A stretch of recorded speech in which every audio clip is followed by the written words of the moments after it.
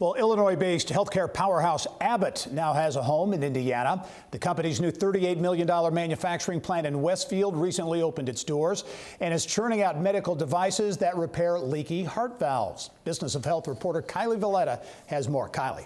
Thank you, Gary. Hoosier leaders say the plant is a huge win for the state. It marks the largest life sciences investment in years by a new to Indiana company.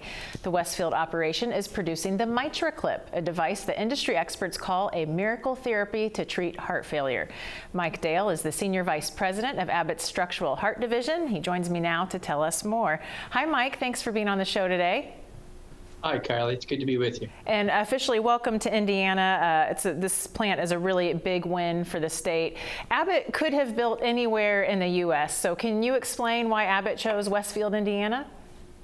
Indeed, we had many choices, but we ultimately chose Indiana based upon people, location, cost of production, and potential for the future. We go through a rigorous process to evaluate what would be best to bring these products to patients around the world. And we chose Indiana as we went through that list.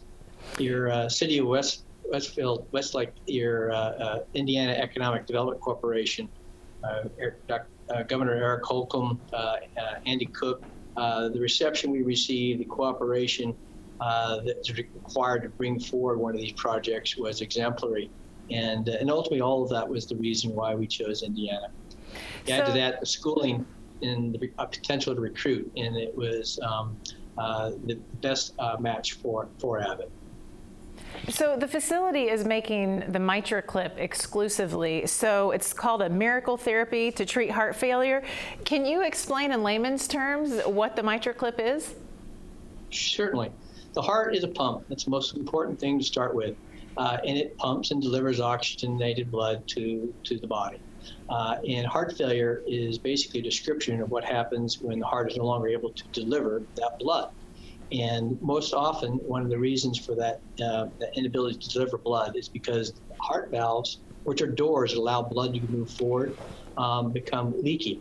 And therefore, blood goes backwards instead of going forwards. And MitraClip is a minimally invasive device that can be placed with a catheter through the leg into the heart. And in real time with non-invasive imaging, the physician can navigate what we call the MitraClip to that valve and basically clip it together so that it functions normally, restoring the patient's health and extending their life as a result. It's a true revolution. It's so fascinating. Another facility in California also makes the MitraClip, but demand was so high that you needed this extra facility in Indiana. So can you explain why is demand so high right now for the MitraClip? Certainly. We're all living longer lives in every continent around the world. And with that comes a natural burden of heart disease, but in particular structural related diseases, the things that cause the heart to fail, such as a leaky heart valve. And so when you look at that in a global proportions, and now that the evidence is available to demonstrate that this is indeed standard of care, ideally for patients who suffer from this problem, demand has grown exponentially. And so with that, we needed to look to the future and establish a new footprint that would allow us to meet that production. That's why we chose Indiana. And this project, interestingly, was announced before the pandemic. About 6 months later, the pandemic hits. What has it been like pushing through all of those challenges and opening this facility during such a challenging time? Probably the exact same challenges each of us in Indiana who go home every day. Everything has been disrupted, and the same thing for our project.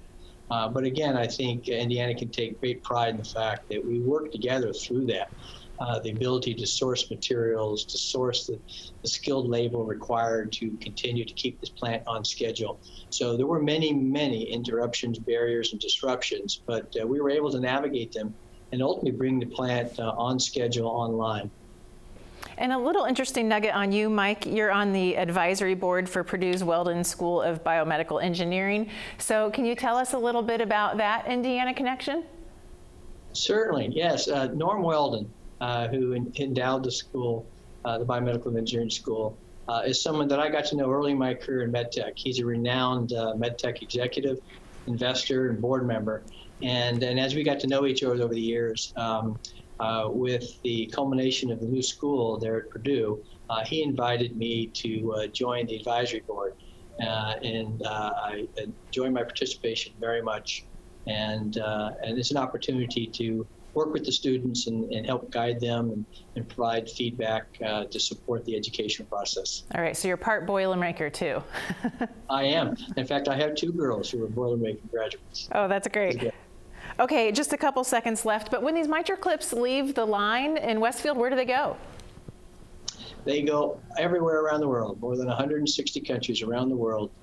We're shipping in these individual devices. So this is truly a global solution to heart failure. And as such, you can just imagine the country, and we're probably there. All right. Well, thank you, Mike, for being on the show, and congratulations on the new facility. Thank you. Thank you. Gary, back to you. Bye-bye.